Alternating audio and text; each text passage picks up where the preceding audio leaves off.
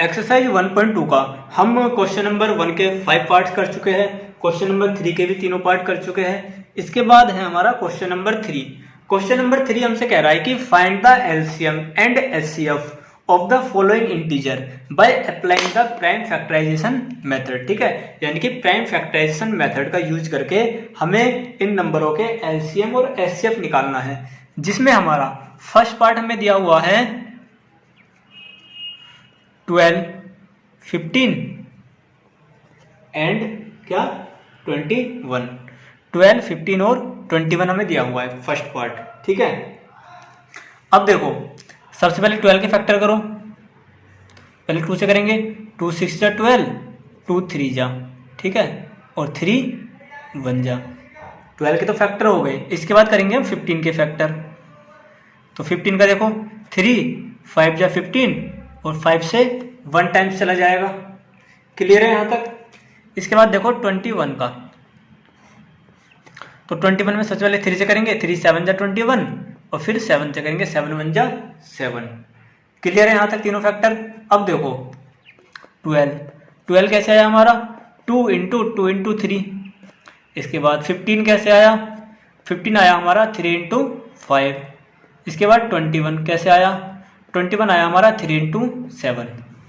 तो सबसे पहले हम निकालते हैं इसका एचसीएफ। देखो एचसीएफ क्या आएगा, जो तीनों में कॉमन हो। ठीक है, तो तीनों में कॉमन क्या है, देखो 2 तो तीनों में कॉमन नहीं है, बट 3 देखते हैं। देखो 3, तीनों में 3 कॉमन है, तो यानी कि एचसीएफ इसका हो गया 3 आंसर। इसके बाद हम निकालते हैं इसका एलसीएम। एलसीएम कितना आएगा, जितनी वैल्यू इन्वॉल्व है वो सभी आएंगी और ग्रेटेस्ट पावर में आएगी। ठीक है, जैसे सबसे पहले 2 की बात करते हैं, तो 2 की ग्रेटेस्ट पावर कितनी है, देखो 2 है, 2 टाइम्स है 2, तो 2 को हमने 2 टाइम्स ले लिया। अब देखो 3 1 टाइम्स ही है ओनली, 5 भी 1 टाइम्स है और 7 भी 1 टाइम्स है। तो करो देखो 2 3 जा 6, 2 2 2 जा 4, 4 3 जा कितना होता है 12, 12 5 जा 60 इंटू 7। तो ये कितना हो जाएगा 7 0 0, 7 6 जा 42 आंसर। तो इसका एचसीएफ कितना हो गया 3 और एलसीएम कितना हो गया 420। फर्स्ट पार्ट आपको इसका क्लियर है क्वेश्चन नंबर 3 का। इसके बाद देखते हैं इसका सेकंड पार्ट। सेकंड पार्ट में हमसे कह रहा है कि 17, 23 और एंड 29। ठीक है, कि इसका एलसीएम और एचसीएफ बताओ इसका। तो देखो क्वेश्चन हमें देखने से लग रहा है कि हमारा 17 ये भी प्राइम नंबर है, 23 भी प्राइम नंबर है और 29 भी प्राइम नंबर है। तो इन तीनों में से किसी का भी फैक्टर नहीं होगा। बट हमें प्राइम नंबर की एक कंडीशन पता है कि जब प्राइम नंबर किससे डिवाइड होता है, या तो खुद से डिवाइड होगा या फिर हमारा ये 1 से डिवाइड होता है। यहाँ तक क्लियर है? तो देखो हम 17 को क्या लिख सकते हैं 17 इंटू 1, 23 को क्या लिख सकते हैं 23 इंटू 1 और 29 को क्या लिख सकते हैं 29 इंटू 1। सबसे पहले हमें निकालना है इसका एचसीएफ। एचसीएफ क्या है, जो तीनों में कॉमन हो। तो तीनों में कॉमन क्या है हमारा 1। और एलसीएम निकालेंगे तो एलसीएम क्या आता है, जो तीनों में इन्वॉल्व है वैल्यू, यानी कि 17 इंटू 23 इंटू 29। क्लियर है यहाँ तक? अब देखो सबसे पहले हम करते हैं 17 की 23 में मल्टीप्लाई करो। 7 3 जा 21, कैरी 2 आ गया, 3 1 जा 3 और 2 5। इसके बाद देखो 7 2 जा 14, कैरी 1, 2 1 जा 2 और 1 3। क्लियर है यहाँ तक? तो 1 9 3 391 आ गया। तो इसका मतलब ये हो गया कि इन दोनों की जब मल्टीप्लाई करी हमने तो कितना आया 391। अब मल्टीप्लाई किसमें करनी है 29 में। तो अब देखो 391 की मल्टीप्लाई कर दो अब 29 में, तो कितने टाइम्स जाएगा, देखो 9 1 जा 9, 9 9 जा 81, कैरी 8 हो गया, और 9 3 जा 27, 27 और 8 कितना हो जाएगा 35 इंटू 2 1 जा 2, 2 9 जा 18, कैरी 1, 2 3 जा 6 और 1 7। ठीक है यहाँ तक? अब देखो 9 2 और 1 3, 5 और 3 5 और 8 13, कैरी 1 हो गया, 7 और 3 10 और 1 11। तो ये कितना हो जाएगा हमारा 11339 आंसर। तो इसका एचसीएफ कितना हो गया, एचसीएफ तो इसका हो गया हमारा 1 और एलसीएम कितना हो जाएगा एलसीएम हो जाएगा हमारा 11,339। क्लियर है यहाँ तक? ठीक है। इसके बाद हम देखते हैं इसका पार्ट नंबर थर्ड। अब देखो थर्ड पार्ट इधर ही देख लेते हैं इसमें। थर्ड पार्ट में हमसे बोला है 8, 9 एंड 25। तो करो देखो इसे भी सोल्व। अब देखो 8 को हम क्या फैक्टर हो सकते हैं हमारे 8 के। अब हम हर बार ऐसे नहीं करेंगे बना के फैक्टर। देखो 8 तो कॉमन फैक्टर है, इसे तो हम इजीली कर सकते हैं। जैसे 2 इंटू 2 इंटू 2, तो 2 2 जा 4, 2 जा 8। ठीक है, क्लियर है। अब देखो 3 9 का देखो, तो 9 का क्या होगा 3 3 जा 9। ठीक है, और देखो 25 का कितना होगा 5 इंटू 5। अब हमें निकालना तो एचसीएफ भी है इसमें। देखो एलसीएम तो इजीली निकल जाएगा, बट हमें निकालना तो इसमें एचसीएफ भी है। तो इसमें हमें कुछ कॉमन तो दिख नहीं रहा, बट हमारा इसमें सब में एक नंबर कॉमन है। अगर मैं सब में 1 से मल्टीप्लाई कर दूं तो कोई फर्क पड़ेगा नंबर पे? नहीं पड़ने वाला, क्योंकि 1 की किसी भी मल्टीप्लाई करो वो 1 ही आता है। ठीक है, तो देखो तो इसका एचसीएफ कितना हो जाएगा, एचसीएफ इसका हो जाएगा हमारा 1, और एलसीएम कितना हो जाएगा सारी वैल्यू और ग्रेटेस्ट जो पावर है उसकी। जैसे को 2 की पावर कितनी है 3 है, तो 2 इंटू 2 इंटू 2, 3 2 टाइम्स है तो 3 इंटू 3, 5 2 टाइम्स है तो 5 इंटू 5। क्लियर है यहां तक? अब देखो 2 2 जा 4, 4 2 जा 8, 8 3 जा 24, 24 3 जा 72 इंटू 5 5 जा 25। ऐसे कर सकते हैं। ठीक है, करो मल्टीप्लाई। देखो इधर कर देते हैं हम साइड में। 72 की 25 में मल्टीप्लाई करेंगे तो क्या आएगा देखो, 5 2 जा 10 कैरी 1, 5 7 जा 35, 35 और 1 36 इंटू 4 2 2 जा 4, 2 7 जा 14, तो कितना आया 0, 6 और 4 10 की 0 कैरी 1, 3 और 4 7 और 1 8, और 1 और 1 और 1 तो 1 ही आएगा। तो देखो ये कितना हो गया 1800। ठीक है, तो इसका एचसीएफ कितना आ गया 1, और एलसीएम कितना आ गया 1800।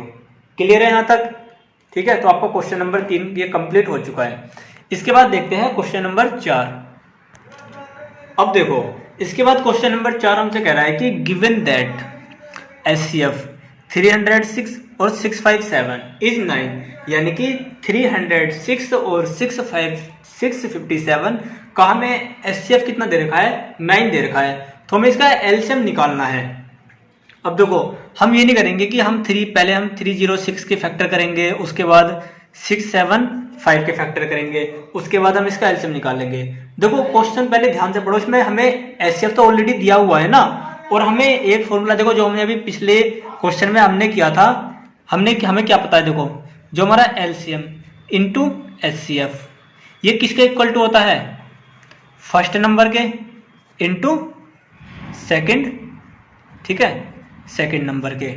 तो देखो रख दो ना वैल्यूज में। देखो एलसीएम हमें निकालना है। ठीक है, एचसीएफ कितना दिया हुआ है हमें 9 दिया हुआ है। ठीक है, और फर्स्ट नंबर कितना है 306, सेकंड नंबर कितना है 657। क्लियर है यहां तक? देखो हमें एलसीएम निकालना है, तो ये इधर मल्टीप्लाई में है, इधर जाके किस में हो जाएगा ये डिवाइड में। तो 306 इंटू 657 अपॉन 9। क्लियर है यहां तक? अब देखो डिवाइड कर दो 9 से, 9 7 जा 63, कितना बचा 2 बचाना है यहाँ पे, तो ये कितना हो जाएगा 27, और 9 3 जा 27, तो ये मेरा आ गया 306 इंटू 73, जो किसके बराबर है एलसीएम के बराबर है।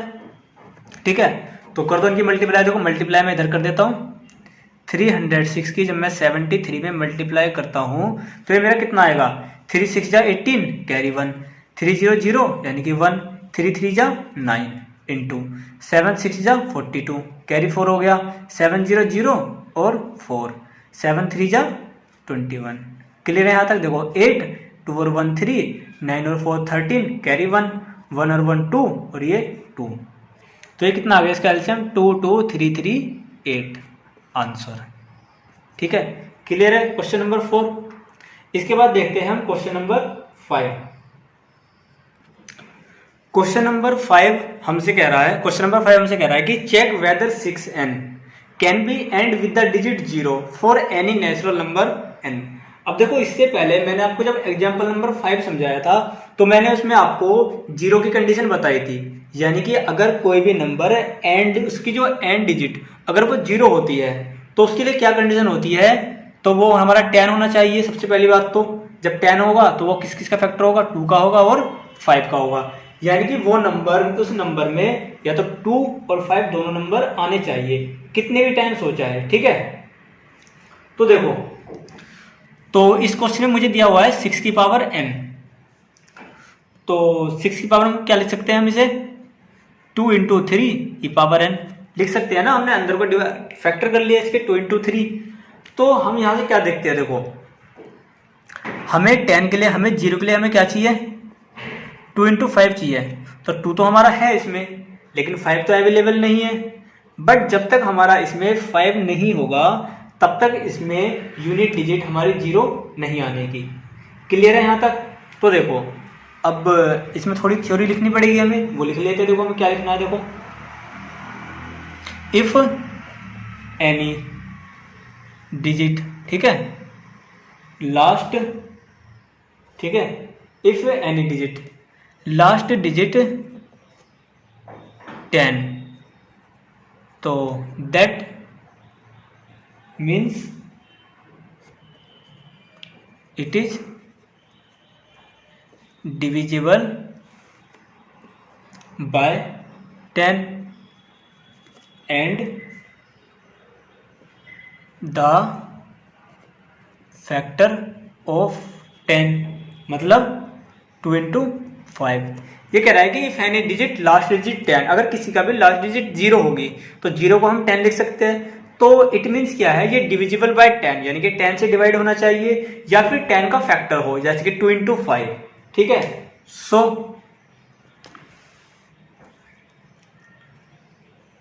वैल्यू 6n, हमें 6n दिया हुआ है क्वेश्चन में, should be divisible by 2 and 5 both. Clear है यहाँ तक। तो ये जो 6n है ये हमारा 2 से डिवाइड होना चाहिए और 5 से भी डिवाइड होना चाहिए, ठीक है। अब देखो, अब जब हमने इसके फैक्टर किए 6 के, तो 2 इंटू 3 आया। तो इसका मतलब क्या, देखो जो हमारा 6n है वो डिविजिबल बाय 2 तो है, डिविजिबल बाय 2, बट, ठीक है, बट नॉट डिविजिबल बाय 5, ठीक है। तो so can not and with 0 answer, ठीक है। तो यहाँ हमारा क्लियर हो गया कि इसमें ये इसकी जो यूनिट डिजिट होगी या फिर लास्ट जो डिजिट होगी वो 0 नहीं होगी। क्लियर है यहाँ तक। एक बार फिर देख लीजिए। देखो हमसे क्वेश्चन में क्या हुआ था कि check whether 6n can be end with the digit 0 for any natural number n। तो हमें पता है कि जब भी यूनिट डिजिट 0 होगी तो यानी कि 10 आएगा लास्ट में, तो 10 हमारा किससे मिलकर बनाता है, 2 इंटू 5 से। अब कंडीशन ये होती है लास्ट डिजिट 0 आने की कि वो नंबर 2 और 5 दोनों से डिवाइड होना चाहिए, डिविजिबल होना चाहिए। तो हमने जब 6n दिया था तो 6n में क्या हुआ, 2 इंटू 3 से मिलकर बना है ये, तो इसमें 2 तो है बट 5 नहीं है। तो इसका मतलब ये हुआ कि ये नंबर हमारा 6n 2 से तो डिविजिबल है लेकिन 5 से नहीं है। बट कंडीशन क्या होनी चाहिए डिविजिबिलिटी की, कि ये 2 से भी डिवाइड हो और 5 दोनों से डिवाइड होना चाहिए, ठीक है। तो वही हमने लिखा है, देखो कि if any last digit 10 that means it is divisible bye 10, ठीक है, and the factor 10 2 into 5। So 6n should be divisible by 2 and 5 both, यानी कि जो 6n है वो हमारा 2 से भी डिवाइड होना चाहिए और 5 से भी डिविजिबल होना चाहिए। बट जब हमने इसके फैक्टर किए 6n के तो हमने देखा वी फाउंड दैट कि 6n is divisible by 2 but not divisible by 5। So we can say कि it can't be end with 0। Clear है यहाँ तक, ठीक है। इसके बाद देखते हैं क्वेश्चन नंबर 6। क्वेश्चन नंबर 6 कह रहा है कि हमसे explain why 7 into 11 into 13 plus 13 and 7 into 6 into 5 into 4 into 3 into 2 into 1 plus 5 are composite number. ठीक है, ये हमसे पूछ रहा है कि क्वेश्चन में हमसे बोला गया है कि 7 इंटू 11। ठीक है, तो 7 into 11 into 13 plus 13। Second number क्या है, 7 into 6 into 5 into 4 into 3 into 2 into 1 plus 5 कि एक कंपोजिट नंबर है, एक्सप्लेन करो। तो सबसे पहले देखो हम एक एक करके नंबर ले लेते हैं। सबसे पहले हम लेते हैं 7 इंटू 11 इंटू 13 प्लस 13। ठीक है, अब देखो ये एक पार्ट है, ये अलग एक पार्ट है, दोनों में हमें एक नंबर कॉमन दिख रहा है। इसमें देखो दोनों में, वो क्या है हमारा 13। तो इसमें सबसे पहले क्या करो, 13 कॉमन ले लो। जब हमने इसमें 13 कॉमन लिया तो यहाँ पे कितना आया, 7 इंटू 11 बचा और प्लस यहाँ पे कितना बचा, 1 बचा, क्योंकि हमने 13 तो कॉमन ले लिया। इसके बाद देखो 13 इंटू ये मल्टीप्लाई करो इसकी, 7 की जब 11 में करेंगे तो यह जाएगा 77 प्लस 1। ठीक है, और ये कितना हो गया 13 इंटू ये हो गया 78। तो अब देखो ये जो नंबर है हमारा 13 इंटू 78, ये किस किस से डिवाइड हो रहा है। सबसे पहले देखो ये 1 से डिवाइड हो रहा है, पहली कंडीशन। दूसरा क्या है, ये हमारा 13 से भी डिवाइड हो रहा है। ठीक है, इसके बाद थर्ड देखो ये हमारा किससे होगा, ये जो नंबर है ये हमारा 2 से भी डिवाइड हो रहा है। ठीक है, और कंपोजिट नंबर क्या होता है, कंपोजिट नंबर हमारा होता है जो हमारा 1 से डिवाइड हो या फिर इटसेल्फ खुद से भी डिवाइड हो और किसी अनदर नंबर से भी डिवाइड हो। तो देखो यानी कि more than 2 number, it is if any number divisible by more than 2 numbers then it is called composite number. तो देखो ये 3 से भी डिवाइड हो रहा है, 1 से भी डिवाइड हो रहा है और 2 से भी डिवाइड हो रहा है, यानी कि एटलीस्ट 2 से तो ये ज्यादा से नंबर से डिवाइड हो रहा है। तो हम कह सकते हैं क्या कि ये हमारा क्या है, कंपोजिट नंबर है। तो लिख दो इट, यानी कि लिख दो 13 into 78 is divisible bye 113 and other 113 and other number, so it is composite number. Clear है यहां तक फर्स्ट पार्ट। इसके बाद हम देखते हैं इसका सेकंड पार्ट। देखो सेकंड पार्ट, देखो सेकंड में क्या कह रहा है, देखो 7 into 6 into 5 into 4 into 3 into 2 into 1 और प्लस 5। क्लियर है यहां तक। अब देखो यहाँ पे 5, यहाँ पे 5, तो सबसे पहले हम क्या करेंगे, 5 कॉमन ले लेंगे। ठीक है, 5 कॉमन ले लो। देखो अब क्या बचा यहाँ पे, 7 इंटू 6, 5 तो बाहर आ गया, 4 इंटू 3 इंटू 2 इंटू 1 प्लस 1 हो गया ये। ठीक है, अब देखो करो मल्टीप्लाई अंदर, 7 6 जा 42 इंटू इसे करो, देखो 4 3 जा 12, 12 2 जा 24। ठीक है, और प्लस क्या है 1। अब देखो बाहर 5 है और 24 और 42 इनकी मल्टीप्लाई कर दो, इधर कर देते हैं रफ में। देखो 42 की जब 24 में मल्टीप्लाई करेंगे तो कितना आएगा, 4 2 जा 8, 4 4 जा 16 इंटू 2 2 जा 4, 2 4 जा 8, ये कितना हो जाएगा 8 0 और ये हो जाएगा 9,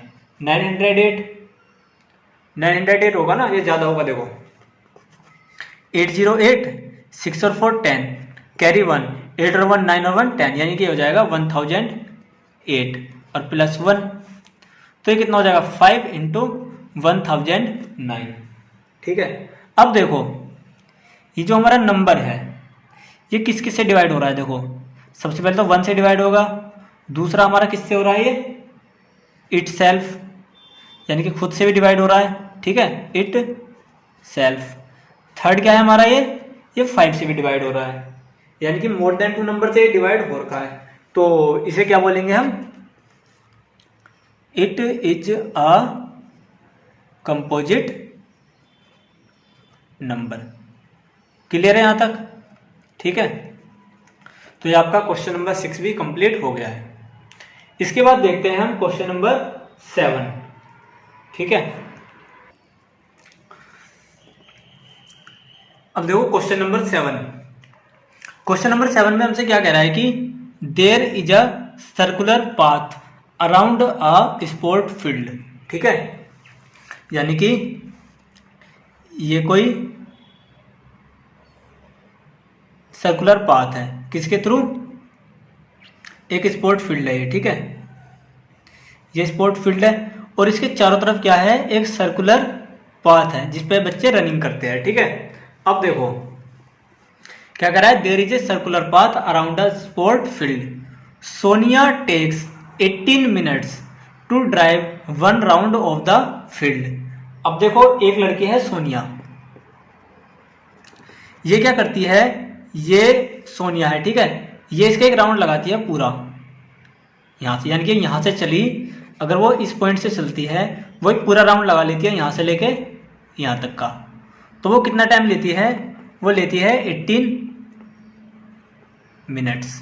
ठीक है, यहां तक क्लियर है? क्या देखो, Sonia takes 18 minutes to drive 1 round of the field, यानी कि सोनिया इसका एक राउंड लगाने में 18 मिनट लेती है। इसके बाद देखो, while Ravi takes 12 minutes for the same. अब रवि क्या है? देखो रवि एक लड़का है, वो कितना लेता है?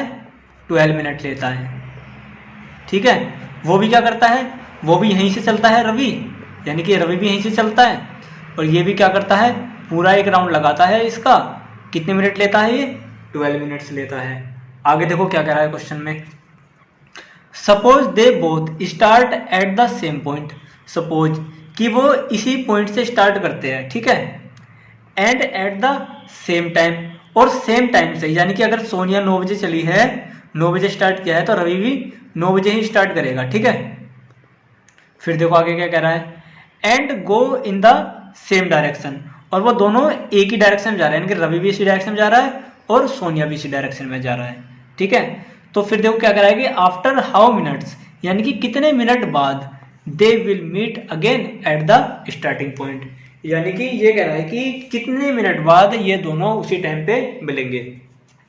तो क्वेश्चन क्लियर है? देखो क्वेश्चन क्या कह रहा है कि there is a circular path around a sport field, यानी कि एक स्पोर्ट फील्ड है, उसके बीच में एक क्या है? सर्कुलर पाथ है, जिसमें जो स्पोर्ट्स वाले पर्सन होते हैं वो रनिंग करते हैं। ठीक है, तो ये कह रहा है कि Sonia takes 18 minutes to drive 1 round of the field, यानी कि सोनिया इस जो सर्कुलर पाथ है इसका एक चक्कर लगाती है जिसमें उसे 18 मिनट लगते हैं। ठीक है, while Ravi takes 12 minutes for the same, जबकि रवि भी उसी सर्कुलर पाथ का एक राउंड लगाता है, वो लेता है 12 मिनट्स। उसके बाद कह रहा है कि suppose they both start at the same point, यानी कि मानो कि वो एक ही पॉइंट से स्टार्ट करते हैं एट द सेम टाइम, एक ही टाइम पर, and go in the same direction, और एक ही डायरेक्शन में वो दोनों मूव करते हैं। तो after how many minutes they will meet again at the starting point, तो कितने मिनट बाद वो दोनों क्या करेंगे? उसी पॉइंट पर मिलेंगे।